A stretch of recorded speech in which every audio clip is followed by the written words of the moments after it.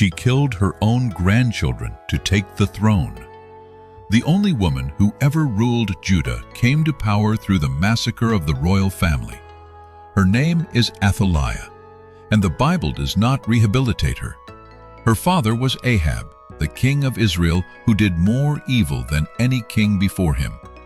Her mother was Jezebel, the Phoenician princess who imported Baal worship into Israel, who killed the prophets of God, who arranged the murder of a man named Naboth so her husband could have his vineyard. Athaliah grew up in that house, formed by those parents, shaped by that atmosphere, raised in a court where power was everything and God was an obstacle. When she was given in marriage to Jehoram, king of Judah, something moved across a border that had never been crossed before.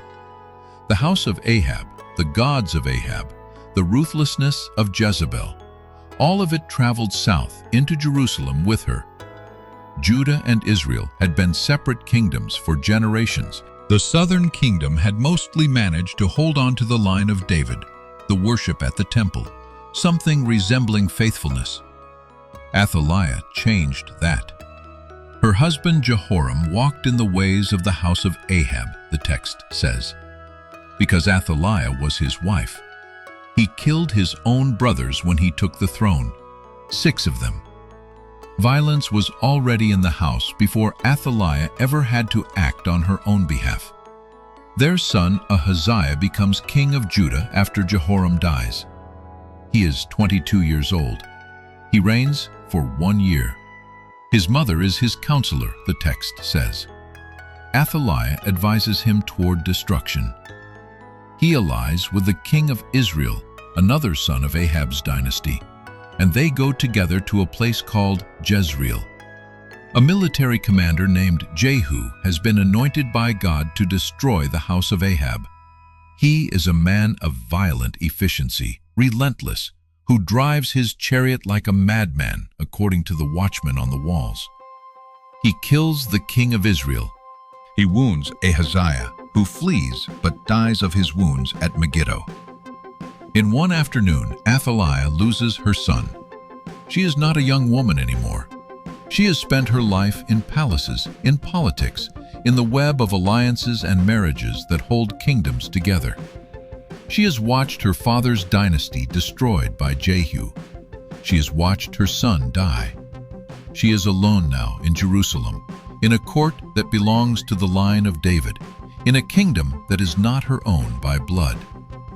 And she makes a decision. If there are no heirs, there is no succession. If there is no succession, there is no one to challenge her. Athaliah moves against the royal family of Judah. She destroys all the royal seed of the house of the king. That is how the text describes it, the royal seed. The sons of Ahaziah, her own grandchildren. Every male heir who could grow up and claim the throne she is about to take. We don't know how many children there were. We don't know their ages. The text doesn't give them names or faces. They are simply the royal seed, and then they are gone. What Athaliah understood, what every consolidator of power in the ancient world understood, is that an heir is a threat. A child today is a king tomorrow. As long as the line of David continues, her position is precarious. She has no Davidic blood. She has no legal claim to the throne of Judah. The only way to make herself safe is to make herself the last one standing. So she kills them, all of them, or so she believes. But one child survives. His name is Joash. He is an infant, a son of Ahaziah, newly born or barely past it. His aunt Jehosheba is the one who saves him. She is the daughter of the king, the wife of the high priest Jehoiada. She takes Joash from among the king's sons who are being killed and hides him. The hiding place is the temple. For 6 years, Joash lives in the house of God, in one of the storerooms with his nurse, while Athaliah rules Jerusalem, while the temple of Baal operates in the city, while everyone who might have known about this child either doesn't know or doesn't tell. 6 years is a long time to keep a secret in a palace. Jehoiada and Jehoshaphat keep it. Athaliah rules for 6 years. She promotes the worship of Baal. A house of Baal is built in the city, a temple with priests, with a full apparatus of official religion. The temple of the Lord still stands, but it is no longer the center of the city's life. Athaliah has done in Judah what her mother did in Israel. She has imported her gods and installed them with state support. The priests are watching. Jehoiada is watching. He is not passive, he is preparing. 6 years of watching Baal worship in Jerusalem, knowing what he knows about the boy in the storeroom, holding the secret while the city moves around him. That is not inaction. That is discipline. In the 7th year, Jehoiada acts. He calls the commanders to him, 5 of them, men with soldiers under their command. He makes them swear an oath, and then he shows them the boy. Here is the king's son. This is what must be done. The plan is precise. The Sabbath brings a natural rotation of the temple guard, some coming on duty, some going off. Jehoiada uses this to position his people without creating movement that might alert Athaliah's supporters. He distributes the spears and shields that had belonged to King David, stored in the temple. He stations men at every approach. The boy will be surrounded. The moment of his coronation will be protected by armed men on every side. The Sabbath comes. Joash is 7 years old. He has spent his entire conscious life in the temple, raised by his nurse and his aunt and the high priest, knowing what he is, but unable to be it yet. Waiting in secret for a day he may not have fully understood was coming. Jehoiada brings him out. He puts the crown on him. He gives him the covenant document, the law of the king. He anoints him. And the people clap their hands and shout, "Long live the king!" The sound reaches Athaliah. She comes to the temple. She enters and sees the king standing by his pillar at the entrance, the commanders and the trumpeters beside him, all the people rejoicing and blowing trumpets, the singers leading the celebration. She tears her clothes. She cries out, "Treason! Treason!" Jehoiada gives the order, "Take her out. Do not kill her in the house of the Lord." They bring her out to the entrance of the horse gate of the royal palace, and there she is killed. The house of Baal is destroyed that same day. The people tear it down. They smash the altars. They kill Matan, the priest of Baal, in front of his own altars. Jehoiada makes a covenant between God and the king and the people. The terms of what this kingdom is supposed to be re-established in a single day. Joash walks from the temple to the palace. He sits on the throne. He is 7 years old. The text says, "All the people of the land rejoiced, and the city was quiet after Athaliah had been put to death with the sword." After 6 years of Athaliah, the city was quiet.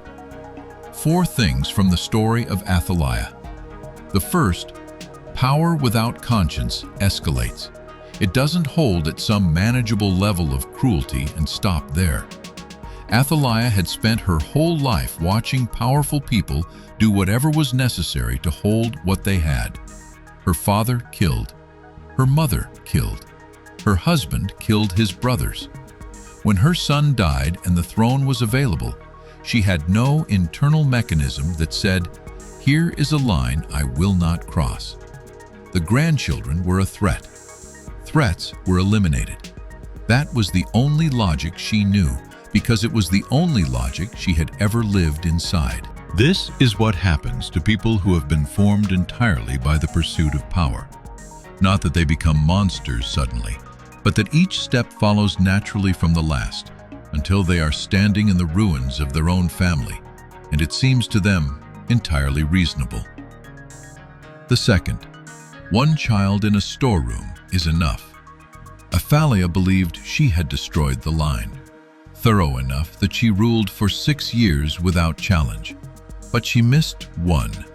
a newborn, hidden by a woman who moved fast, taken to the one place in Jerusalem that Athaliah did not fully control.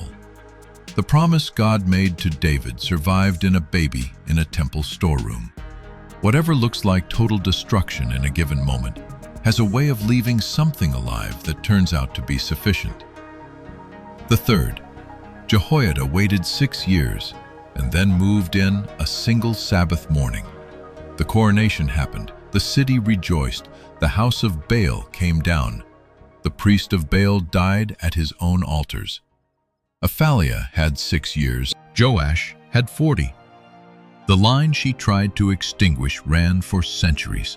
What looked permanent, what people might have started to assume was simply how things were now, turned out to be temporary. It usually does. The fourth, Jehosheba. She doesn't get a lesson to herself, but she deserves one.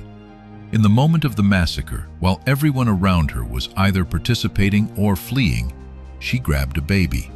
She took him to her husband. She kept the secret for 6 years.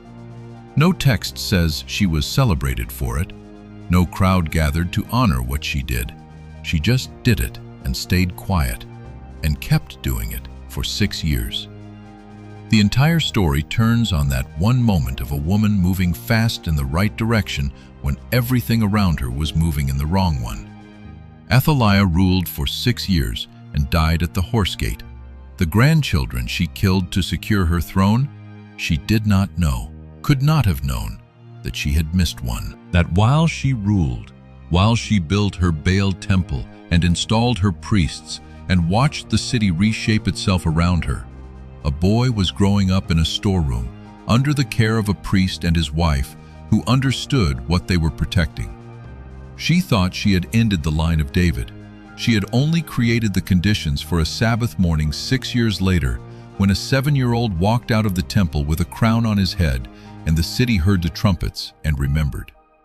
The one she missed was enough.